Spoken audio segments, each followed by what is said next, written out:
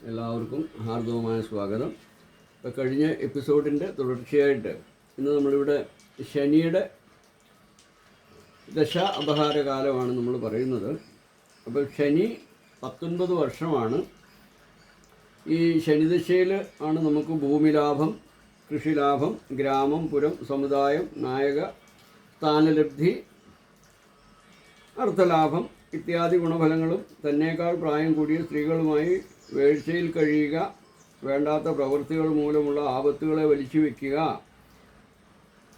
താണ നിലയിലുള്ളവരിൽ നിന്നും ധനലാഭം സിദ്ധിക്കുക, അത്യധികമായി അധ്വാനം ചെയ്യേണ്ടി വരിക, വാദസംബന്ധമായ ഏതെങ്കിലും രോഗം കാലിലുണ്ടാവുക ഇത്യാദി ഫലങ്ങളാണ് ശനിദശയിൽ സംഭവിക്കാറുള്ളത്. ശനി മിക്കവാറും കഷ്ടഫലത്തെ ചെയ്യുന്നവനാണെങ്കിലും ഇഷ്ടഭാവസ്ഥിതനും ബലനുമാണെങ്കിൽ, ബലവാനുമാണെങ്കിൽ ദശാകാലത്ത് ധനലാഭം, കീർത്തി, ഗ്രഹലാഭം, സ്ഥാനപ്രാപ്തി മുതലായ ഗുണങ്ങളും നമുക്ക് നൽകുന്നുണ്ട്. അപ്പം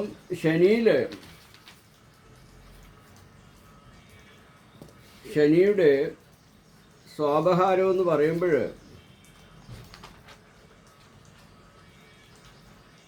സ്വാപഹാരം 3 വർഷം 3 ദിവസമാണ്. ഈ സമയത്ത് അന്യജാതിക്കാരിൽ നിന്നുള്ള ധനലാഭമൊക്കെ പ്രതീക്ഷിക്കാം. കൃഷിഭൂമിയിൽ നിന്നും ലാഭം, എല്ലാ കാര്യത്തിലും അഭിവൃദ്ധി ഇത്യാദി ഗുണഫലങ്ങളും. എന്നാൽ മനക്ലേശം, അതായത് ശനി നീചഭാവത്തിലോ ശനി ബലവാനല്ലെങ്കിൽ പരസ്ത്രീ സംഗമം മൂലമുള്ള പേരുദോഷവും അപവാദവും ഒക്കെ വന്നു ഭവിക്കാനുള്ള യോഗം പറയുന്നുണ്ട്. ബുധൻ്റെ അപഹാരകാലം 2 വർഷം 8 മാസമാണ്. അപ്പോൾ ശനിയുടെ സ്വാപഹാരം കഴിഞ്ഞാൽ പിന്നെ ബുധൻ്റെ അപഹാരമാണ് 9 ദിവസം. അതായത് ബുധ അപഹാരം 2 വർഷം 8 മാസം 9 ദിവസമാണ്. സൗഭാഗ്യം, സമ്പത്ത്, സുഖം, കാര്യാദികളിൽ വിജയം, ഭൂമിലാഭം, വ്യവഹാര വിജയം ഇത്യാദി ഗുണഫലങ്ങൾ നമുക്ക് ബുധൻ്റെ അപഹാരത്തിൽ അന്ത്യത്തിൽ ഗ്രഹം മാറി താമസിക്കേണ്ടി വരികയും ചെയ്യും. അടുത്തത് കേതു അപഹാരമാണ്. 1 വർഷം 1 മാസം 9 ദിവസമാണ്. കേതുവിൻ്റെ അപഹാരകാലം അത്ര നല്ലതല്ല.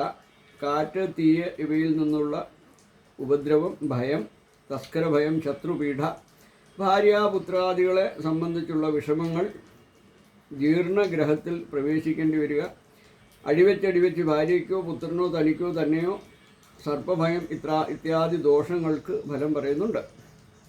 ശുക്ര അപഹാരകാലം 3 വർഷം 2 മാസമാണ്. ഭാര്യാപുത്രാദികൾക്ക് സൗഖ്യം, പുതിയ ഗ്രഹങ്ങൾ നിർമ്മാണം, ഭാര്യയ്ക്ക് വേണ്ടി അല്ലെങ്കിൽ ഭർത്താവിന് വേണ്ടി, ധനലാഭം, കീർത്തി, സാഹിത്യ പ്രവർത്തനം അല്ലെങ്കിൽ കച്ചവടം, ഇതിൽ നിന്നൊക്കെ ഗുണം പറയുന്നുണ്ട്. അത് കഴിഞ്ഞാൽ ആദ്യത്തിൻ്റെ അപഹാരമാണ്. 11 മാസം 12 ദിവസമാണ്. കഠിനമായ ശത്രുഭയം ഈ സമയത്തുണ്ടാവും. പുത്രവിയോഗം, ബന്ധുനാശം, വയറ്റിലോ കണ്ണിലോ രോഗം, ധനനാശം, തൊഴിൽ വിരക്തി, മരണമോ തത്തുല്യമായ രോഗമോ ഒക്കെ കുടുംബത്തിലും ഒക്കെ ആർക്കെങ്കിലും ഒക്കെ വന്നു ഭവിക്കാനുള്ള ദോഷം പറയുന്നുണ്ട്. അടുത്തത് ചന്ദ്രൻ്റെ അപഹാരകാലമാണ്. 2 വർഷം 7 മാസമാണ്. ശനിദശയിൽ ചന്ദ്ര അപഹാരകാലം ഏറ്റവും അശുഭകരമാണെന്നാണ്. തനിക്കോ ഭാര്യയ്ക്കോ മാതാപിതാക്കൾക്കോ മരണമോ തത്തുല്യമായ അരിഷ്ടതകളോ സംഭവിക്കാം. ഞാനിത് പറയുമ്പോൾ ഇപ്പോഴും നമ്മുടെ ഗ്രഹനിലയിലെ ഗ്രഹങ്ങളുടെ സ്ഥിതി അനുസരിച്ചാണ് പറയുന്നത്. അല്ലാതെ എല്ലാവർക്കും ഇത് വന്നു ഭവിക്കണമെന്ന് നിയമമില്ല. അതുപോലെ അത്രയും ദുരിതവും അത്രയും ഗ്രഹസ്ഥിതിയുടെ ദോഷസ്ഥിതികളൊക്കെ വരുമ്പോഴാണ് ഇത് സംഭവിക്കാറുള്ളത്. അടുത്തത്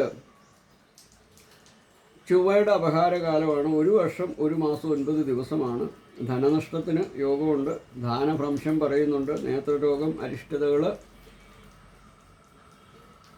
ഇങ്ങനെയുള്ളത് ഈ ദശാന്ത്യത്തിൽ ഈ കുജൻ്റെ അല്ലെങ്കിൽ ചൊവ്വയുടെ അപഹാരകാലത്തിൻ്റെ അവസാന ഭാഗത്ത് ഇങ്ങനെയൊക്കെയുള്ള വന്ന് ഭവിക്കാനുള്ള യോഗം പറയുന്നുണ്ട്. അടുത്ത് രാഹുവിൻ്റെ അപഹാരം 2 വർഷം 10 മാസം 6 ദിവസമാണ്.